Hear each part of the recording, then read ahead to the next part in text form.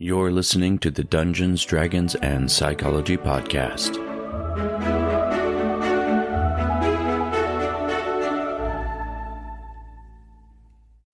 Welcome to the Dungeons, Dragons, and Psychology Podcast. I'm your host, Robert Walker. In today's session, I'm joined by Kelly Kupris and Laura Templeton, the creators of Homebrew Coffee & Co. Welcome to the show. Hi, thanks for having us. We're happy to be here. Yeah, I'm very happy to have you on. I am currently enjoying a cup of your Dragon's Breath orange dark coffee right now. It is excellent, by the way.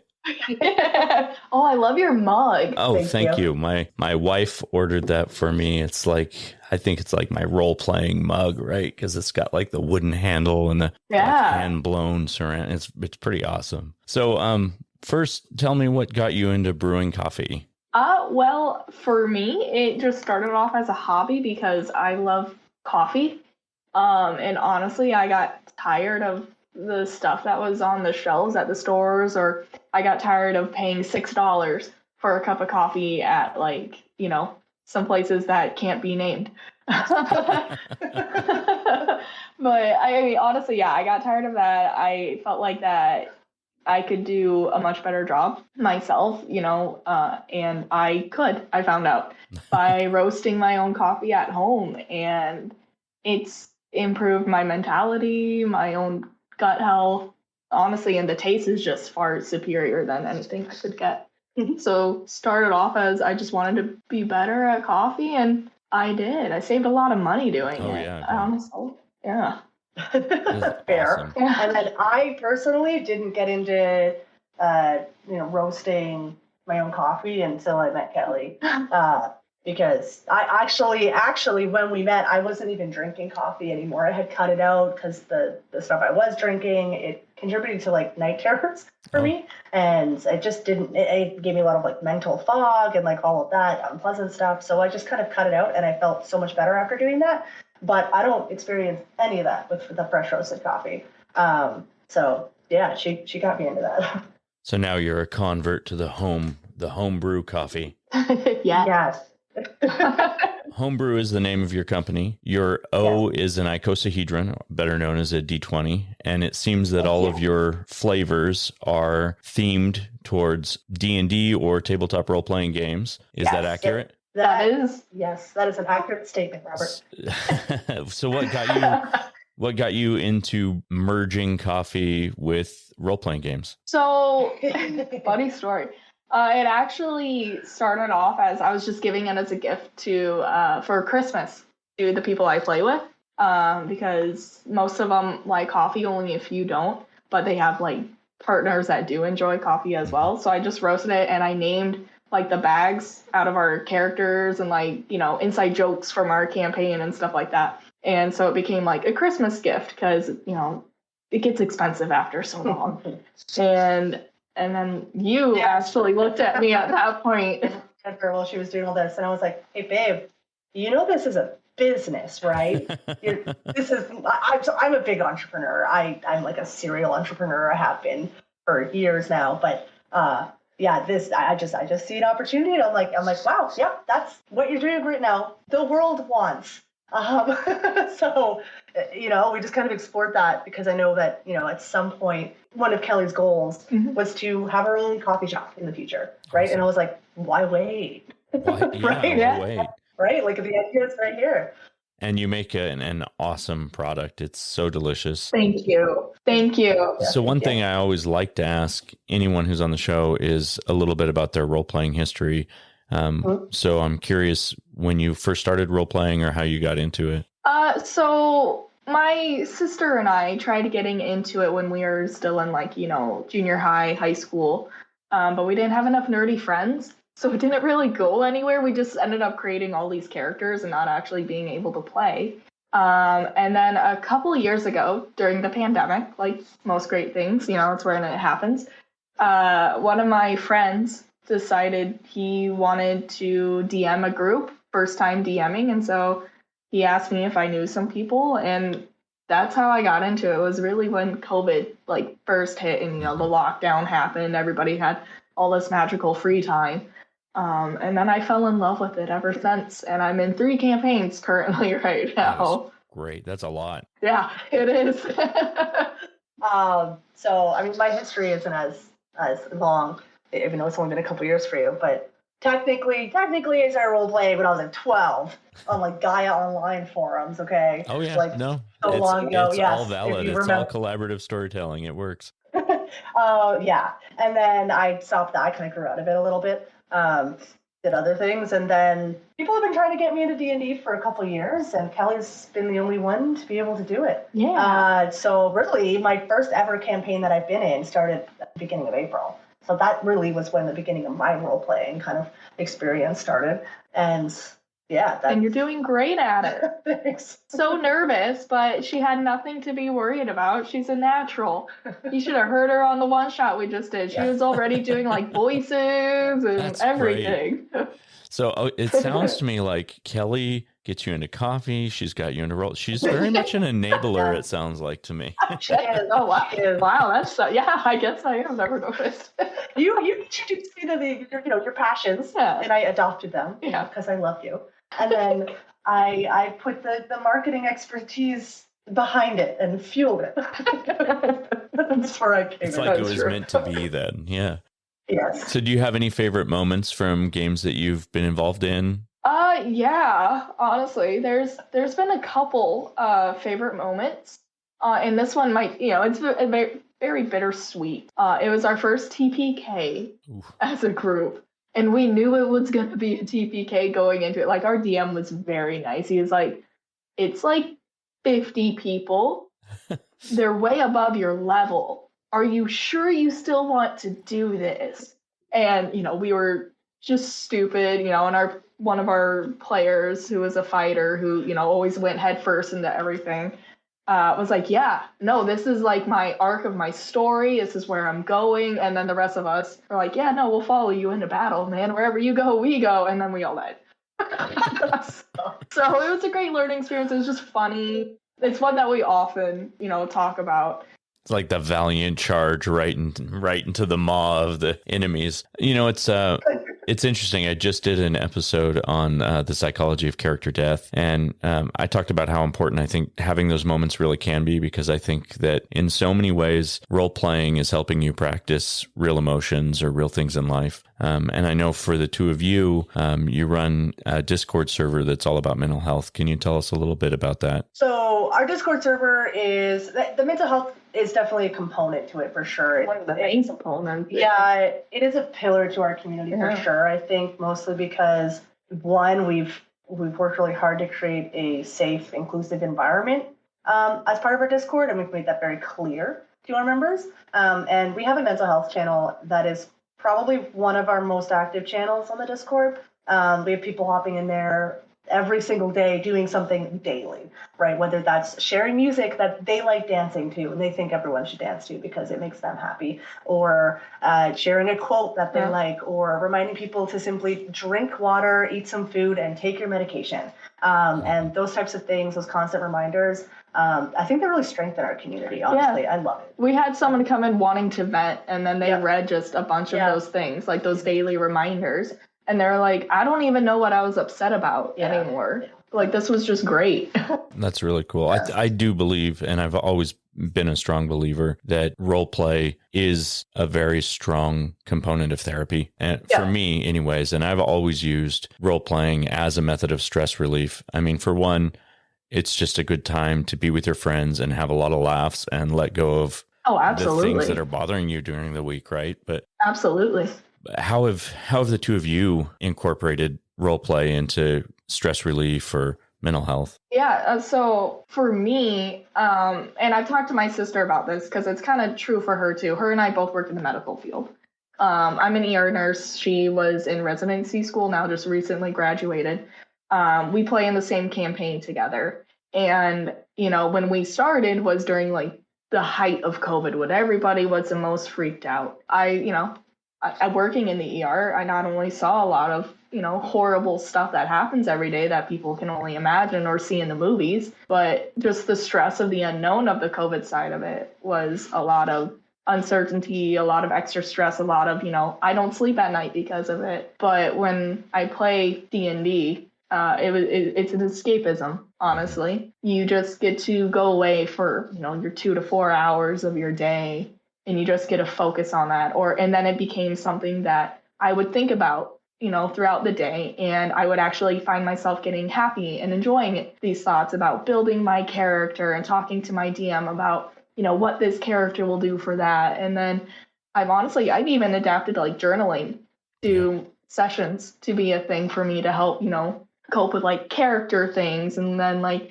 integrating it into kind of like a real life thing, because I put a piece of myself into each of my characters. So to be able to kind of do that journalism kind of thing kind of helps. Yeah. Okay. So for me, I think I struggle a lot with my mental health personally. I have OCD and borderline personality disorder and just like all sorts of stuff that I have to deal with constantly. And I think for me, like, one, yes, D&D has helped, but also not just like role playing in general. Like, I mean, I'll speak to the role playing in therapy, for example. Like, I've done that, worked through different scenarios in a role playing situation with a therapist. And that type of stuff helps. And I think also just doing it with your friends, especially, initially I was very nervous. But once I let my guard down and I was feeling a little less vulnerable, a little less like people were judging me, I guess. Because you still, I think to some degree, I still feel vulnerable. But the campaign that I'm in, the physical campaign, my best friend is also there with me. And he's always been kind of like, yeah, Kelly's there. And then my best friend as well. And he's always been kind of like this like safety blanket for me in every social situation. And I'm kind of like that for him. I guess it's kind of just like, it helps me get away a little bit from my own head, but then also it helps me work through things as well a little bit, in the sense that it's cathartic and it pushes you to be confident and more creative. And I think you have to lean into that vulnerability if you truly want to actually enjoy the experience and be present in that experience. So that's the way that role playing has helped me with my experience so far, which is, it's in its infancy, really. But just pushing me to kind of be more confident, I think, and leaning into the vulnerability and kind of just getting silly with it, or whatever I need to be in the moment. It's usually silly, but so I think that's the way that it's helped me personally, if that makes any sense. Oh, absolutely. I mean, I 100% preach the concept that role-playing in tabletop role-playing games or online, or just two people role-playing face-to-face with each other without dice or without pencils, whatever it is, I firmly believe that you're practicing how to have strong emotions and how to deal with any crazy scenario that might show up in your real life. And even if we're doing it in ways that are out of this world or don't make sense because we don't have magic or whatever it is, it's really the story and the narrative of the character's experience that is what's important. And that's the part that we're connecting to. We're connecting to these representations of ourselves or of the things that we're trying to deal with in our lives. And then we're using the game as a way to practice those emotions, so that when we have stressful or traumatic experiences in our real life, we've at least had an opportunity to work through them in some way. And I think that's why it's so therapeutic for me, is it's just like, I've been gaming for 25 years now. So I like to think of it as I've had 25 years of practice on how to live life. I like that. That's great. Yeah. It is kind of like you're just putting on a different persona, but you're still you. Ultimately, you're making the decision, but then you're being pushed to make decisions that you wouldn't necessarily make. Right? Interpreting situations how you wouldn't normally or naturally interpret them. And I think that pushes you outside of your comfort zone, and therefore you grow every time you move a little bit further outside of your comfort zone. And I think one other thing that you can do with it is it gives you the opportunity to like make mistakes in the way that you act. Oh yeah. And they don't have the same consequences as they would in real life, which is great. I've actually talked about that with one of my friends. Yeah, because he's a very rash, he acts first, thinks later kind of thing. And so I think D&D has kind of helped him for the similar concept as you were saying. He was able to see how that, acting first it led to us getting our TPK, right? Yep. Like he acted first, went head into this battle of 50, Viking warriors that were 10 levels above us. Yep. Right. And then he thought about it afterwards and like, yeah, no, that was really stupid. But yeah, you don't get the same opportunity in real life to go back and be like, oh, maybe next time I don't run into 100 people and start a fight.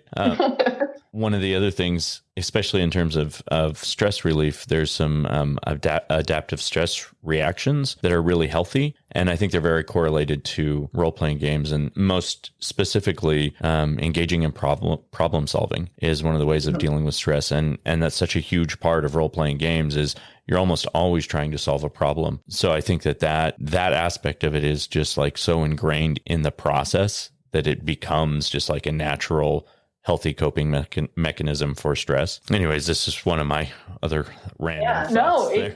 It's very sound. It makes sense. You know, I mean, I've thought about that too. You look at things in a different way than, you normally would. Maybe you have more time to think about it, or it's the fact that it is a game and, it's not going to have consequences in real life. So you can kind of act it all out. Makes sense. Yeah. I was just trying to think of some of the skills or some of the situations in a game that the characters have to deal with that might correlate with your real life. And I was just trying to kind of come up with an example of them for me. I don't know if maybe either of the two of you have any scenarios that are kind of like that. That correlates in real life from my character? Yeah, like an experience that you've had in game that you could then look at your real life and say like, oh yeah, that's kind of like this moment of life. I mean, I definitely think in character death is one that I hit on recently, where you're going through this suspended disbelief and experiencing all these emotions, even though it's a story, right? It's fake, but you're still letting yourself be emotional and have an attachment to a character that dies. And even though it's not to the same degree or the same profound level, when you have some sort of loss or some sort of trauma in your life, you at least have worked through those things and there's still good times after, there's still laughter that happens after trauma. There's still all this stuff that can happen that's good after really hard times. And I think that's another thing that happens in role-playing games. You do have character death and difficult emotions and really stressful things, but then there's always laughter later and there's always fun and it's a good time. And I think it's just kind of a reminder that, when hard stuff happens in life, there's going to be laughter that's down the road and good times ahead of us still. Well, and you still have your party members with you, right? Like your friends, those people that will always be there for you no matter what. And in game, do they kind of have to be there? Yeah, kind of, but it's true in real life too. Like I can rely on all of the people I play with in one way or another. Yeah, I think that's true for me too. Like 4 hours a week with each other, Right. Yeah, and you do build relationships where you kind of get to see the inner workings of people's mind, right? Like you see the way that they approach situations and the way that they solve problems. Yeah. Playing D&D definitely get a good sense of people. Like I think so. Yeah. Oh, I played with someone who was cheating on D&D, and I went, "Wow, what do you do in real life if you cheat on D&D?" That's a great point, because I've run across a scenario like that too, where they're rolling the dice and then they're not adding the numbers up properly. Yeah. And it's like, but what's the point? Like the dice are part of the story. Sometimes things work out and sometimes they don't. That's all part of building the story together. So what's the point, right? Sometimes it's funnier too. Like if you roll a natural one on something, it makes it more silly and funny. Oh my gosh, yeah, absolutely. Well, like if you, I don't know if you've watched the show Vox Machina on Netflix, but like the big critical fumbles that they had in the show, they put into the TV show. And man, those are some really funny moments. Like when they all can't open the door, like... Oh my gosh, I love that moment. Like, it's always the door. You spend 6 spell slots trying to open a door. Exactly. And those kind of things stick in your mind. So it's not just all about... I hate the concept of trying to win at D&D, right? It's like, I'm trying to win at reading a story. That's not how it works. You just want to get through the story and enjoy the experience. Yeah. Which I think is a better way to go about it. Oh, absolutely it is. Like, why lie about it? To me, there's just no point. And it really speaks volumes about somebody's, like, own morals and, like, their own ethical values if you're lying in a game. Mm-hmm. Yeah, that makes sense. I think this is back to how role-playing kind of relates to my life or anything. I don't know if I have any, concrete examples of that when it comes to D&D, but maybe I do, and I just haven't reflected on them enough. Mhm. I just feel like I haven't only played a couple sessions. But I know that like the most fun in any of the sessions so far was when I got up to no good with my best friend. Yeah. Right. Which is a very like us in real life. It is. So, and then like I realized in that moment that I wasn't even being like how my character would. I was just doing what my best friend needed help with because I love him. Right. And it ended up being like the most fun because we just like got up to shenanigans. No, it was funny. It was. Yeah. And it was so, and the rest of my party was like fighting the actual bad guy. Yeah. And then my best friend and I were hiding in a bush, scoping out this house and then breaking in, pretending to be guards. Like it was just so silly, but it was very us. And it made me feel honestly like just really happy. Yeah.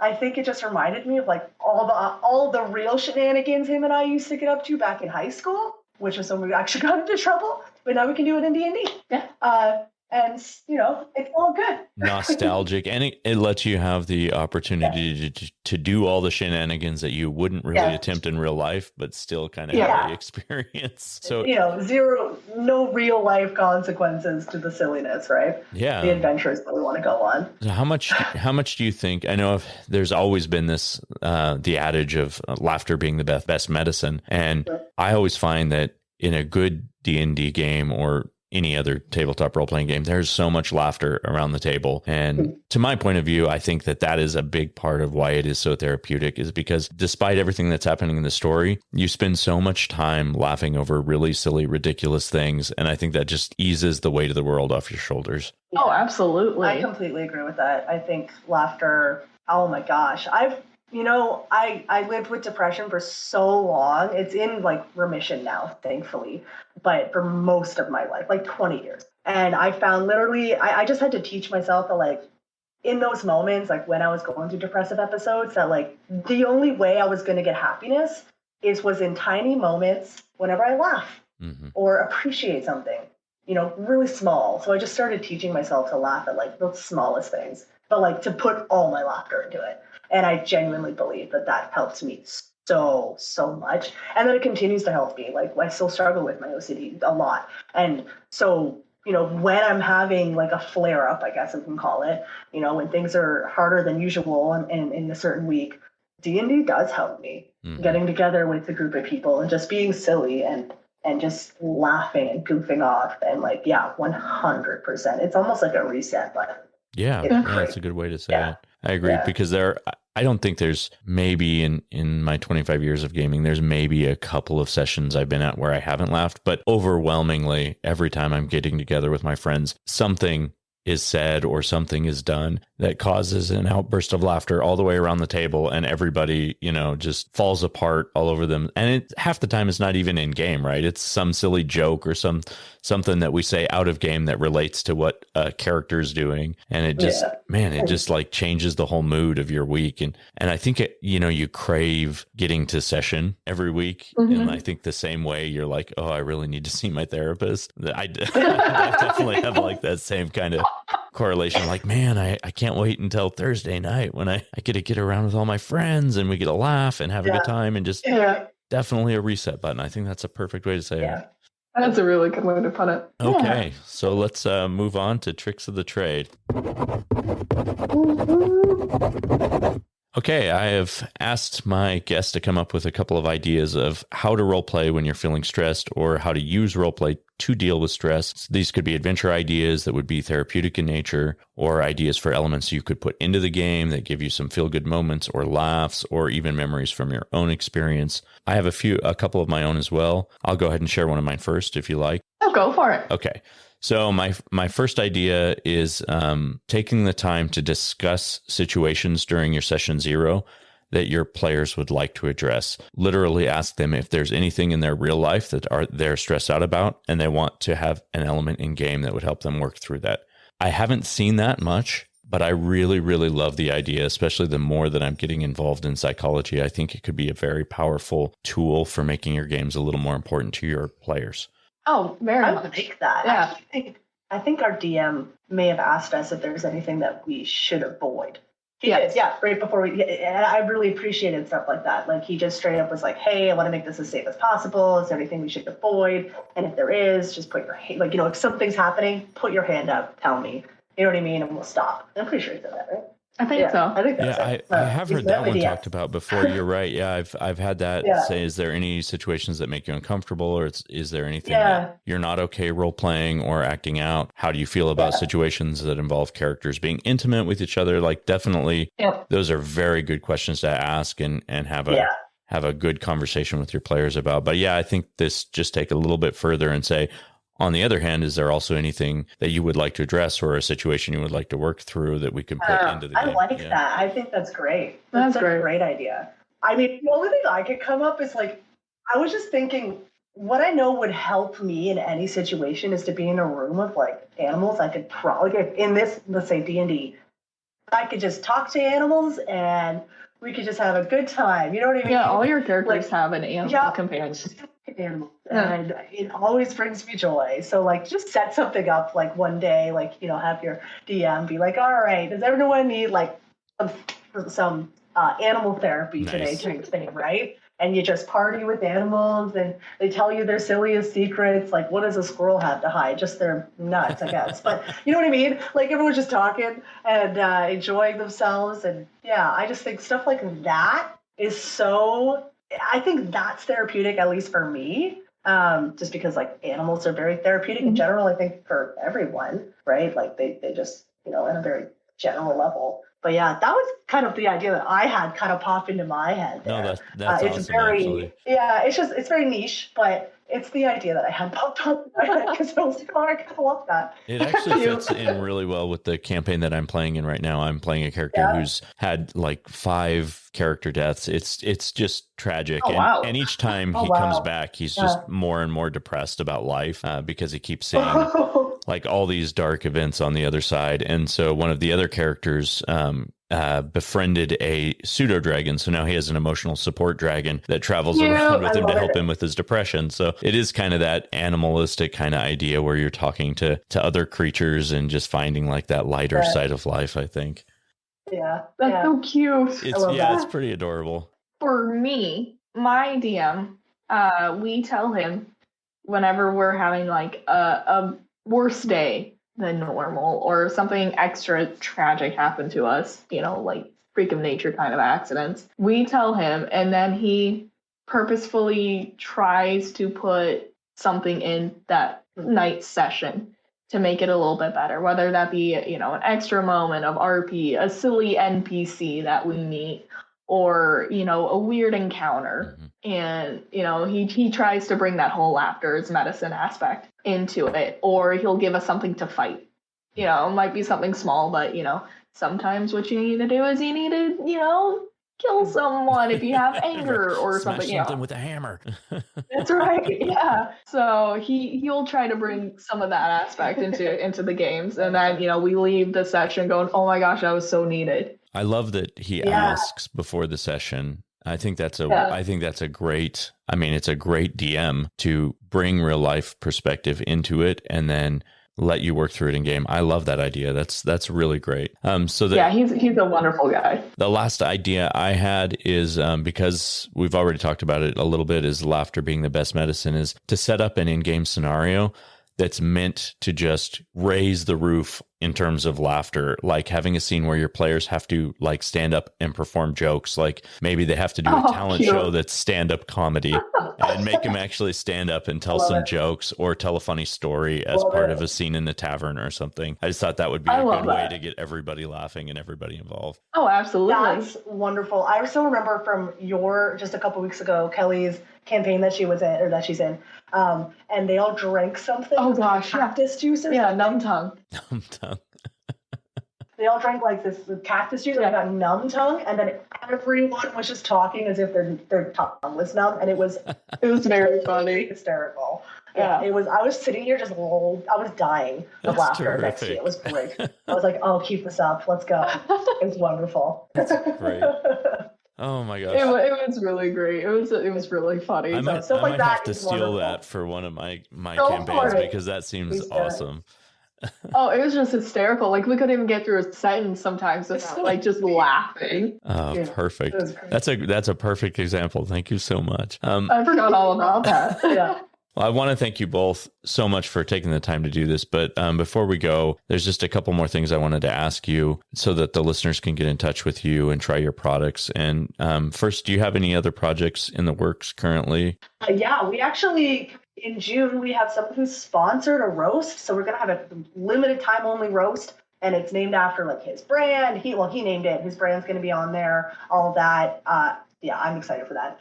So that's going to be really cool. And then we also have like a June long giveaway where basically we're giving away dice and minis and a journal and hopefully a dice bag. We're waiting for that. But hopefully all that lovely stuff. Oh yeah, it is a dice bag. Yeah, dice bag. But yeah, so we have we have multiple sets of dice and we have like a lot of minis. So we just got lots of stuff to give away. And it's a not very traditional giveaway in the sense that you can enter by buying coffee basically, and if you get something in your package, then you know you won. Oh, that's so Yeah, fun. I'm excited for it. It's going to be awesome. It should be a lot of fun. We've gotten a lot of different creators together for it, and it was honestly a really great idea, and I'm glad that they thought of us to get involved with.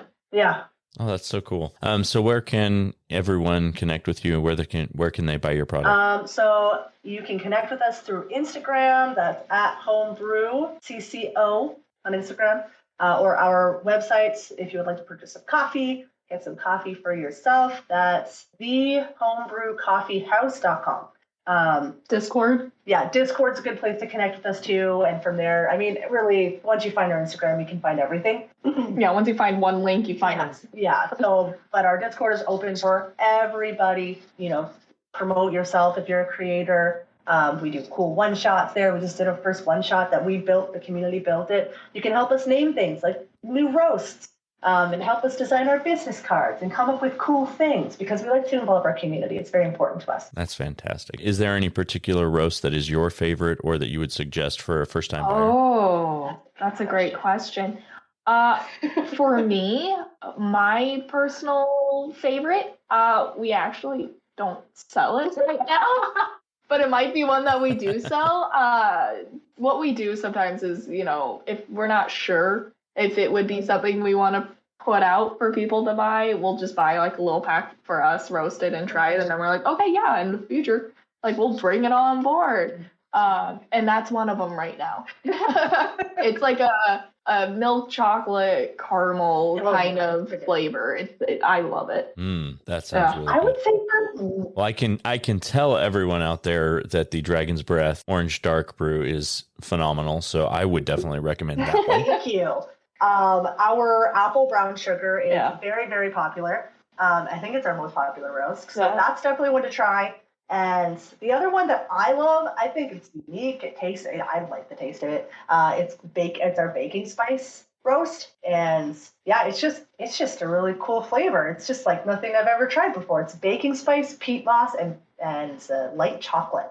So it's just very earthy. And I quite like that. Yeah, that sounds like something I would that really one's like. A limited time only, but we still have quite a bit left. So decent. Awesome. Okay, anything else before we sign off here that you want to share? I don't know. I feel like there is, but I can't think of it right now. The fact that we're half in Canada, half in States, so prices may vary depending on where we are. Everything's always changing with us. I'm in Canada. Kelly's right now she's here in Canada, but she is American. So we live half here and half in the States. So sometimes shipping is cheaper for Canadians and sometimes shipping is cheaper for Americans. It really depends on what time of year you order. And we do try to let people know, we'll put it on social media like, hey, we have a month left before we plan on crossing the border. If you want to stock up, now is the time. Yeah. Okay, well, that brings us to the end of the session. A huge thank you, Kelly and Laura. Your coffee is amazing. I cannot stop saying that. I've been drinking it like almost every single morning. So expect another order from me very soon because I'm very close to out of it. So if you like this episode, please check out their products and also subscribe to the podcast. Check out my book, Session Zero, The DMG to Writing Great Campaigns in Any System. It's available on Amazon, and there's a link in the show notes. And feel free to send me an email if you have any suggestions, comments, or ideas for future shows. The address is all one word, dungeonsdragonpsychology@gmail.com. Thank you both, and we'll see you all next session.